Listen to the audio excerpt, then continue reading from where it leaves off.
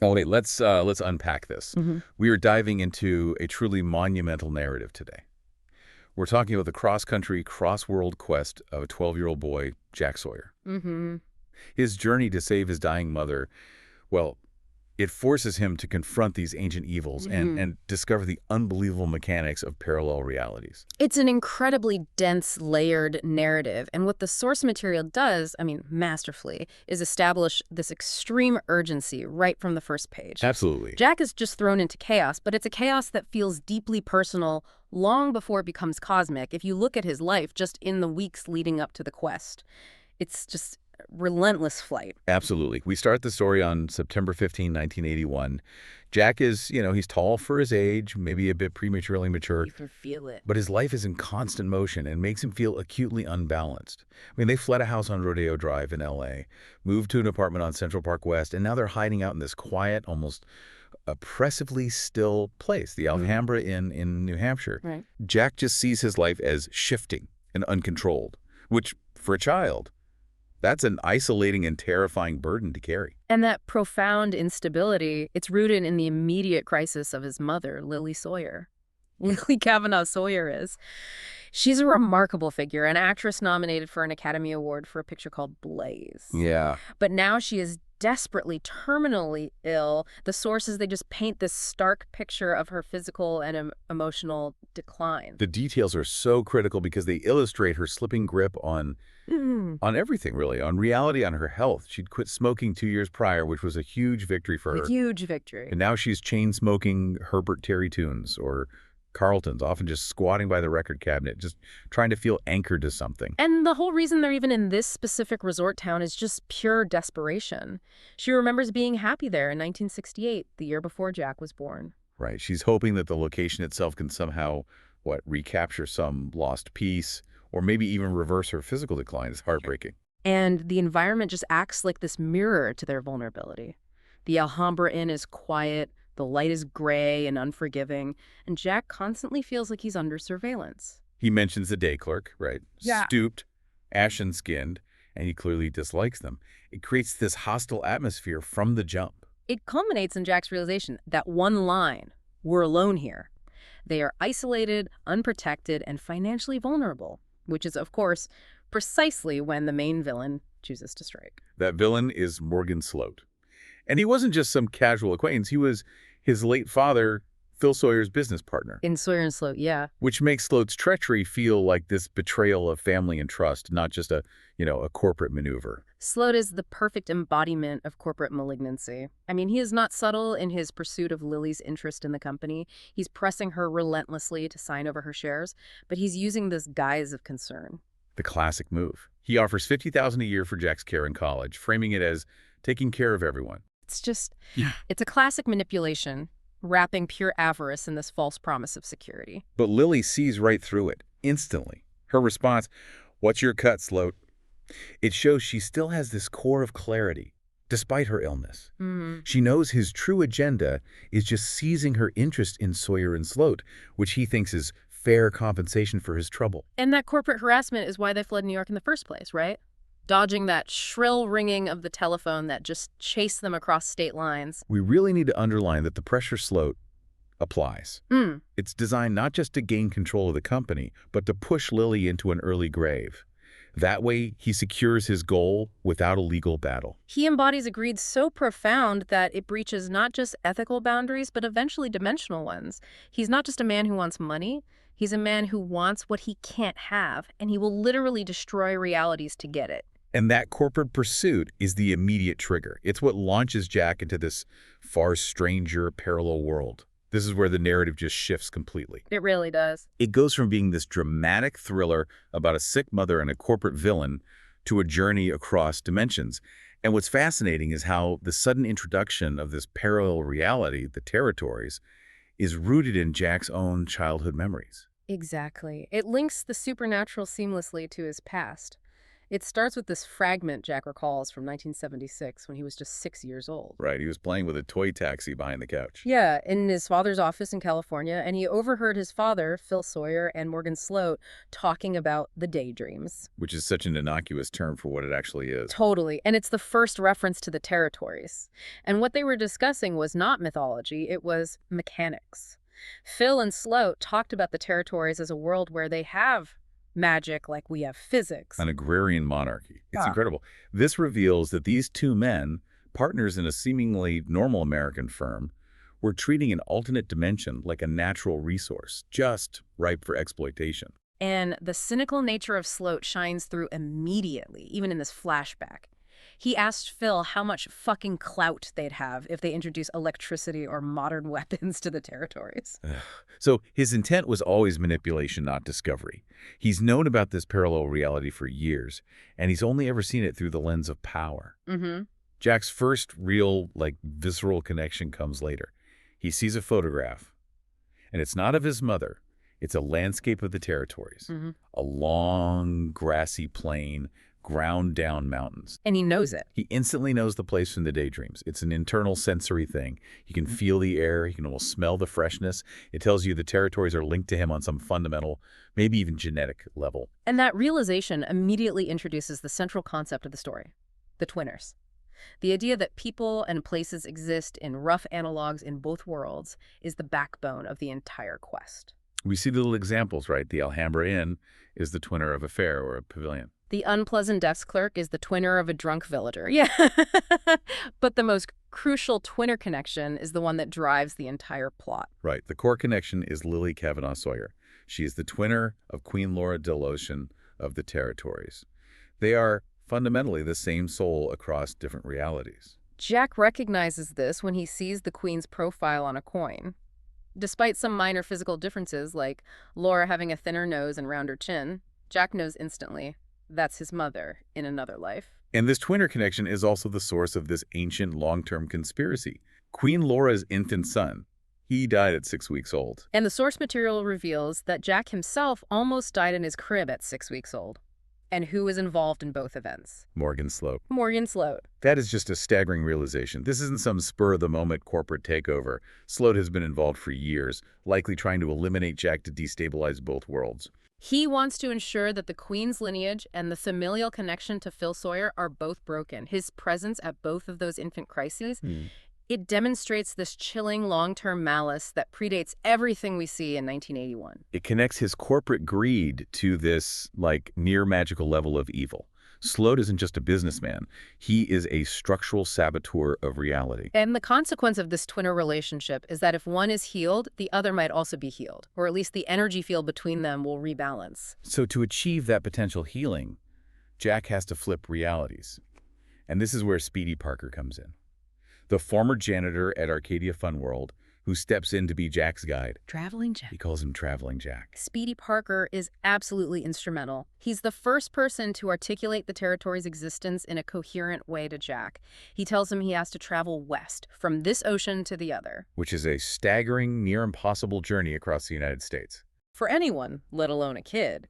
Speedy explains that Jack has to go because he has to take a shot at saving 2 lives. His mother's and her twinner, Queen Laura's.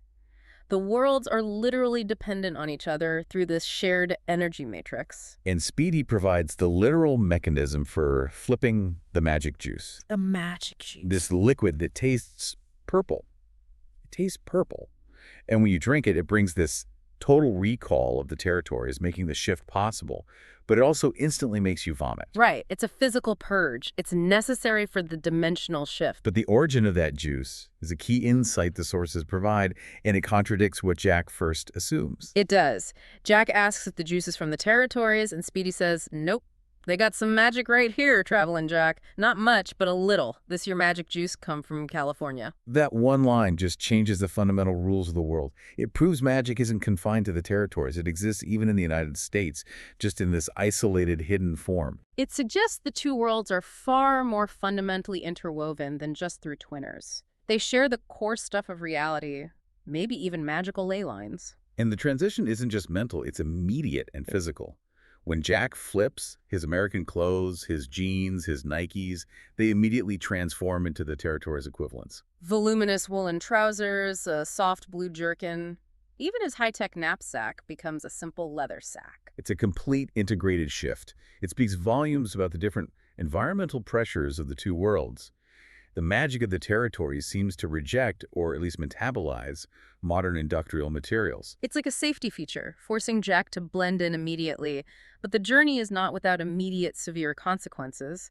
Jack's very first shift, near Angola, New York. It created a massive seismic disruption. The flip triggered the first earthquake in the town's history. It collapsed the Rainbird Towers and killed 5 men, with 2 more missing. I mean, what does that do to a 12-year-old's mind? This is the immense price of his travel. Jack is immediately burdened with the knowledge that his own movement between worlds caused this tragedy.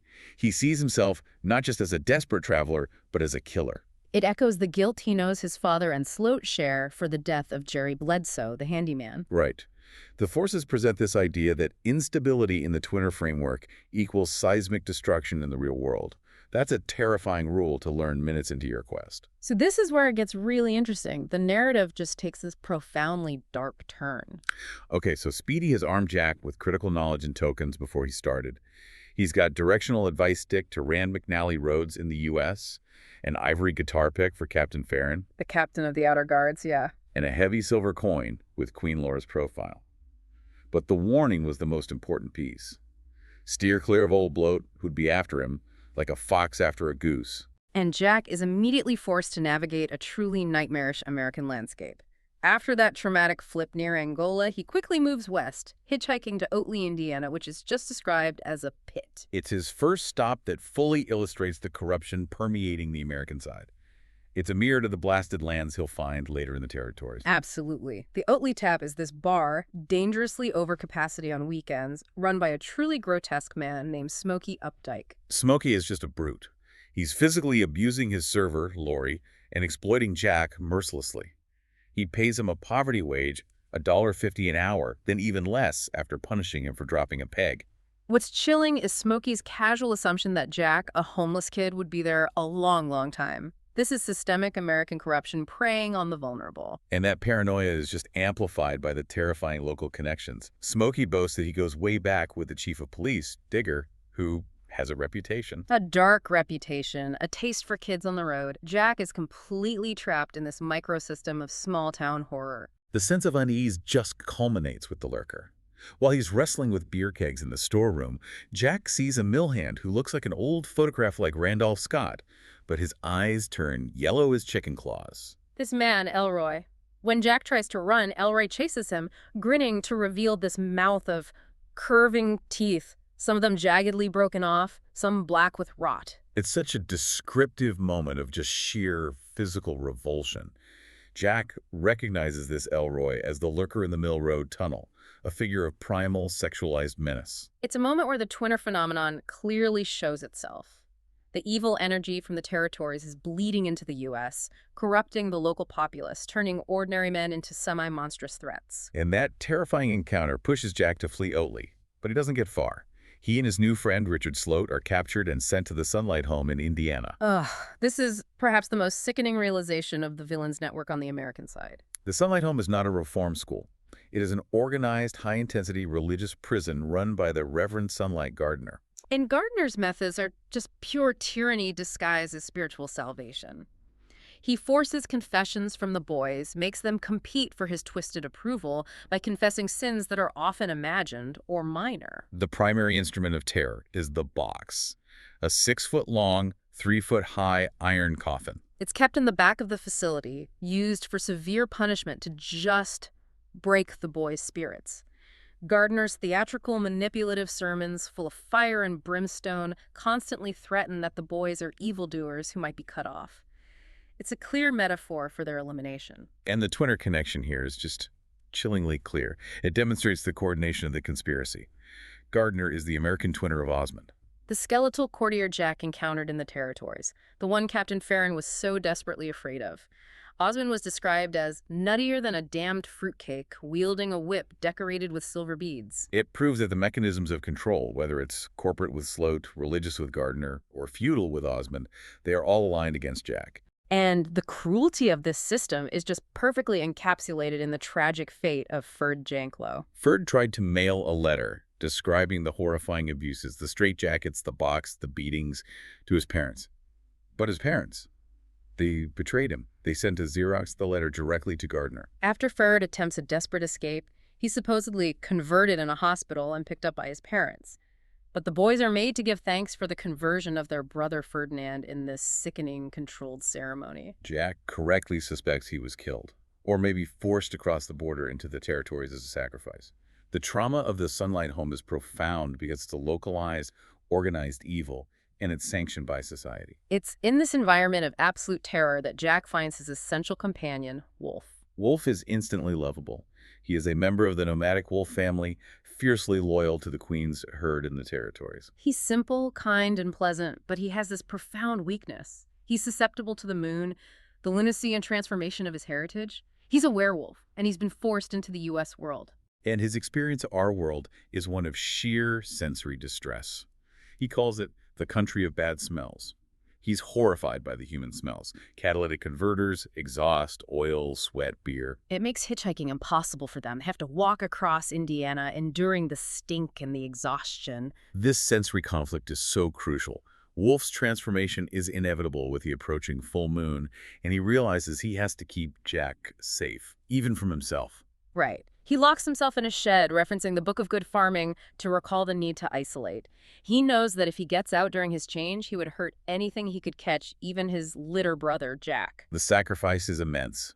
When Sloat and Orris's forces, led by Gardner's staff, attack the Sunlight Home, Wolf, in his changed form, emerges. He's described as heavily pelted, bellowing, running straight into the chaos. The sources describe this brutal, animalistic battle. Wolf manages to get into Gardner's office, fighting the staff, striking a boy against the kitchen door with a bone-breaking thud. In the end, he battles the twinner threat and is seemingly killed at the Sunlight Home. Jack finds himself just rocking back and forth in the demolished office, covered in Wolf's blood, wondering if his friend is truly gone. Wolf's death is the emotional peak of the first half of the journey. It's a primal, loyal sacrifice against this systemic human corruption. This tragedy leads us to a really crucial analytical point. We have to understand the architecture of this evil.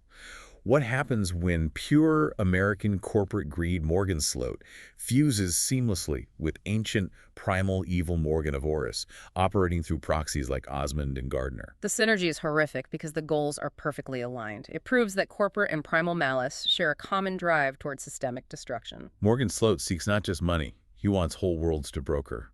He aspires to a destructive omnipotence. His goal is to destroy the Talisman entirely, to ensure the realities are his alone. A fitting canvas for his toxic talents. Right. Sloat is the overweight, hypertensive corporate toad in the U.S., but his twinner, Morgan of Orris, is the classic, chilling figure in the territories. A tall, puritanical man in a black cloak with a clubfoot who wields a small silver rod tipped with crawling blue fire. And Orris is the architect of the magical evil. He is responsible for stealing wolf family members, taking them to the place of the strangers, which is the U.S., and teaching them to eat of the herd. This means the evil crosses worlds. It recruits and corrupts magical beings to serve the conspiratorial goal. The entire network is deeply coordinated, operating under this unified, destructive vision. After the carnage at the Sunlight Home, Jack manages to recruit Richard Sloat Morgan's son, who was pulled out of Thayer School and shocked into accepting Jack's reality. And they head west, beginning their treacherous journey through the territories by train from Outpost Depot, the analog of Thayer School. This is their entrance into the Blasted Lands. The Blasted Lands are the physical manifestation of Sloat and Orris's corruption. They are where the magic of the territories has been polluted, creating a landscape that is just sickeningly detailed and relentlessly hostile. It's described in nauseating detail. We're talking about stunted, wailing trees coiling themselves up like tortured beasts, emitting this faint odor of corruption hellfire. The grass is yellow, bright as stale urine, and the pools are black and oily. Jack sees one of these false oases ripple sluggishly, and he catches a glimpse of an immense, scale-covered creature, a fish nearly 20 feet long, slipping back down into the depths. The landscape is poisoned on a biological level. And the train they're on is part of the conspiracy. It's secretly filled with tools for the American military-industrial complex and Sloat's final plan Uzi submachine guns, grease guns, and packages of plastic explosive. It's a massive hazard, but it also becomes the key arsenal for the final battle. And they're constantly under threat, pursued by packs of deformed dogs, fireballs rolling down the hills. The danger is immediate and constant, and this environmental trauma takes a massive toll on Richard Sloat. Richard, who starts as rational Richard, fights the reality of the territories with every fiber of his being. He calls it a delirium. He's paralyzed by the fear that if he knew any more about Osmond or the secret pockets of evil, he wouldn't be able to love his father anymore. The denial is a defense mechanism against the unthinkable truth. His own father is the root of evil. But the resistance takes a heavy toll. Richard starts to physically suffer from the environment. He develops these angry-looking, raised red dots or bumps across his forehead and temples. Jack later realizes these are white bugs burrowing under his skin, causing high fever, intense distress, and constant moaning. The landscape is literally infecting him. The turning point for Richard's acceptance is profound and deeply simple. At the depot, he looks around and just says, I guess it was just time to stop fighting it. He stares at a gigantic hourglass, this massive, unbelievable object, and realizes he couldn't have made up that thing. That tangible, inexplicable, magical object forces him to accept the reality of the territories. And once Richard accepts it, he becomes functional. His technical knowledge, specifically his ability to identify the plastic explosive on the train, becomes absolutely vital for their survival. He may have lost his innocence and the ability to love his father, but he gains a critical functionality for the mission. His emotional evolution transforms him from a liability to an indispensable ally. That dynamic is such a crucial narrative device. The American child of privilege must first be stripped of his comforts, infected by the land, and forced to face his father's true identity before he can contribute to the fight. He proves that rational knowledge, once redirected, can battle cosmic evil. So the long, brutal journey finally brings them to Point Finudi, California, the ultimate meeting point for the Quinn worlds. This is the analog of the territory's Black Hotel, the Agincourt, and the location of the final confrontation. And Point Finudi is not just a seaside town. It's a vision of utter American degradation. It's a blighted, rotting ghost town filled with addicts and madmen. It symbolizes the complete collapse of the U.S. twinner. Jack describes seeing a naked woman with an orange-painted face, just twisting ceremoniously like a weather vane in the littered street. The windows of abandoned buildings are filled with the messy macaroni of used hypodermic needles. That detail is a sickening visual. It shows the specific, modernized corruption of the American side, contrasting starkly with the more agrarian, primal corruption of the blasted lands. It confirms that the cancer of the territories manifests here as addiction, decay, and social collapse. They receive their final crucial assistance on the beach, where Speedy Parker, now Parkus, is waiting in his true territories form. Parkus, who specialized in repairing carousel horses back at Arcadia Fun World, is sitting next to the Silver Lady, a carousel horse he had converted into a raft. And he guides them on this magical raft through the water, which Sloat's forces, the Wolfson Gardener, cannot touch. This water is apparently guarded by unseen creatures. Right. When Gardner later shoots at them from the shore, a massive 10-foot fish with a great dorsal fin rises straight out of the water and takes the bullet. It reveals these creatures are protecting the approach. Parkus knew the water provided an impenetrable boundary for the final leg. So they reach the Agincourt Hotel. And the interior is just a sensory nightmare dark, thick with the yellow smells of decay, empty age, and sour darkness. Jack feels this sense of madness and walking death pressing down on him. This is a place so steeped in evil that even Sloat, who commanded the network, dared not enter the hotel itself. And the ultimate defenders of the hotel aren't the living, but the spirits of the long dead. Empty suits of armor knights come shuffling out of the Heron Bar. They're ghosts. Their helmets are empty, yet they possess hellishly avid eyes and needle-sharp teeth with which they intend to rip Jack to pieces. And this is Jack's moment of true, independent heroism. He had relied on magic juice and magical guidance up to this point, but now he fights using pure, functional knowledge. He grabs an Uzi submachine gun from the arsenal on the train car, realizing he doesn't need a magic pick to pull the chain on the knights. He uses the Uzi to destroy the ghostly creatures' heads in what the sources describe as total carnage. He's fighting territory's magic with American firepower. The journey ends when Jack finds the talisman, singing in its powerful, soundless voice, calling to him from the heart of the collapsing hotel. The moment he touches it, the analysis shifts from action to the sublime. The talisman is magnificent, a globe, a world, all worlds. and the axle of all possible worlds. He's instantly transported into this state of consciousness that is everywhere, everything. He's the dust motes, the space between galaxies. He sees dragons copulating in the clouds. That moment is so profoundly important. It is a terrifying, painful, and complete knowledge, flooding him with a cosmic awareness that threatens to shatter his 12-year-old mind. This transformation signifies that Jack is not just a boy. He is a unique connector, someone capable of bearing the full existential weight of multiple realities at once. It confirms his role as the necessary agent for stabilizing the twinner structure. But the confrontation isn't over. Sunlight Gardener appears, armed with a hunting rifle, trying to shoot Jack and the Talisman. And Richard Sloat, despite his illness and exhaustion, delivers one final critical act. He kicks Gardner in the ankle, giving Jack the fractional opening he needs. Jack confronts Gardner with the Talisman's power. When its energy brushes him, Gardner screams horribly as his skin instantly blackens and slides off, leaving only a gleaming skull protruding through his ruined shirt collar. That visceral, instantaneous disintegration demonstrates that the talisman is not merely a healing object, but a weapon of pure, elemental truth that just burns away falsehood and corruption. Then Morgan Sloat arrives, having just fled the territories, now looking like a murderous child, hilarious and awful in the U.S. reality. Sloat attempts to smash the talisman using a key that draws lightning, believing that if the talisman is destroyed, all the worlds will fall to him. And Sloat, in a final act of hubris, taunts Jack, calling him Jackie, daring him to fight. But the talisman proves too powerful for the corporate brute. It absorbs the fire from Sloat's lightning key, eats it whole, and then blasts back this flood of fire, lighting up the beach as if by the god of all, defeating Sloat utterly. The source material notes Sloat collapsing onto Speedy Parker's limply splayed calves, where Speedy just twitches, confirming the definitive end of Morgan Sloat. The immediate victory triggers a massive, world-altering seismic event, a huge earthquake that, according to Caltech, lasts for 79 seconds. The Agincourt collapses completely, and the Point Venuti highlands become the Point Venuti lowlands. The trauma is so severe it reshapes the American landscape itself. Jack's first conscious action post-battle is healing his friend. He places the globe on Richard's forehead. The result is instant. A foul stench as the burrowing white bugs beneath Richard's skin are instantly fried away. Richard is restored physically, though exhausted. But the final, true act of the quest is the salvation of Lily. Jack travels back to the Alhambra Inn.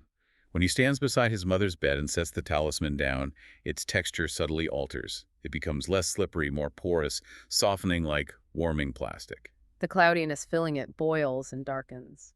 The transformation is instantaneous and complete. Lily Sawyer is sick, and then she is well. Disease flees her face. Her wispy, sparse hair becomes full, smooth, and dark. The talisman's great rainbow radiance fades, and the object itself changes forever in the process. It has expended its cosmic energy to perform the ultimate act of localized healing. Jack has saved his mother, and by extension Queen Laura, but the axle of all worlds is permanently altered. So the immediate threat of the Slatoris network is eliminated, but the sheer power that was unleashed and the nature of the Quinn worlds, it suggests that stability is immensely fragile. The magnitude of the talisman's power and the systemic reality of the twinners imply that this battle is far from over. The sources confirm this highly uneasy resolution. Parkus, in his true form, carries arresting Richard away to ensure his full recovery, somewhere safe. And Jack, profoundly changed by the cosmic experience and the bloodshed, is left alone. But the world begins to rebalance. Jack later meets a wolf family member, not his wolf, but his litter brother, who is older and wiser. It confirms that the fierce loyalty and the wolf family's existence continues. It hints that the lasting connections between the worlds, though bruised, remain intact and functional. And the residual effects of the defeated evil also linger. The Sunlight home burns to the ground, but its reputation as a haunted house persists, especially after grisly remains were found in Farfield. Yeah, the local realtor has trouble selling the lot. The evil system is destroyed, but the memory and the physical evidence of its cruelty remain. But we also see a positive residual effect, the ripple of the talisman's power touching the American world. Buddy Parkins, the kind man who encountered Jack near Angola, experiences the sudden, intense feeling of absolute adventure and warm joy the moment Jack touches the talisman on the beach. Right. He dances a shuffling jig in the chicken shit of his henhouse, never forgetting that sweet, violent feeling of touching some great white light. It shows that even small, good men are affected by the immense metaphysical energy deployed in the climax. So what does this all mean? The final note in the source material, setting up a potential future, it hints at the continued instability of the entire system. It suggests the quest was merely one battle in an ongoing dimensional war. Indeed. A few years after these events, the world is described as the fluid present, where clear-sightedness is not guaranteed, and fear, despair, and suspicion are turning neighbor against neighbor. This immediately connects back to the core mechanics of the twin worlds and the concept of systemic erosion. We've seen how evil in one world manifests in another, corporate Sloat and feudal Oris, religious Gardner and cruel Osmond. The defeat of Sloat and Oris was momentous, but they merely corrupted specific political and corporate systems. They didn't destroy the underlying mechanism of the twin worlds. And now we are introduced to a modern menace. Police in Wisconsin are hunting a psycho killer known as the Fisherman. This is the critical piece of information. The fishermen were already implied to be operating under twinner logic. The first bad twinner we heard about was Jerry Bledsoe, the handyman killed by Sloat and Phil to test the dimensional boundary. Given the prevalence of twinner-related threats, like the lurker Elroy in Oatley, the question isn't if the fisherman is linked to the territories, but how closely. And the Talisman, which was the axle of all worlds, has been profoundly altered by its use to heal Lily. Its state is now unknown, its rainbow radiance doomed forever. Richard's father's twinner was broken, but Sloat himself once suggested the existence of more than two worlds. Triplets, quadruplets. If evil still seeks to find the fault lines between these numerous realities, if the world remains the fluid present, then the defeat of the immediate villains isn't an ending. It's simply the elimination of the most aggressive corporate takeover attempt. And Jack Sawyer, Traveling Jack, remains the one person with complete cosmic knowledge. His knowledge is not just a memory, it's a burden he cannot simply put down. Which leaves us with a final provocative thought for you to consider. Jack Sawyer solved the problem of the dying mother and the corporate shark by finding the ultimate truth and power in the cosmos. But the talisman is now spent, and the structural instability remains, manifesting as new, American-based serial killers. Since the evil network operated primarily through twinners, we have to ask, if the fisherman is a product of the fluid present, is the fisherman's violence a sign that the Earth world's evil is now infecting the territories, rather than the other way around? And if so, what happens when there is no cosmic axle left to fix the fracture?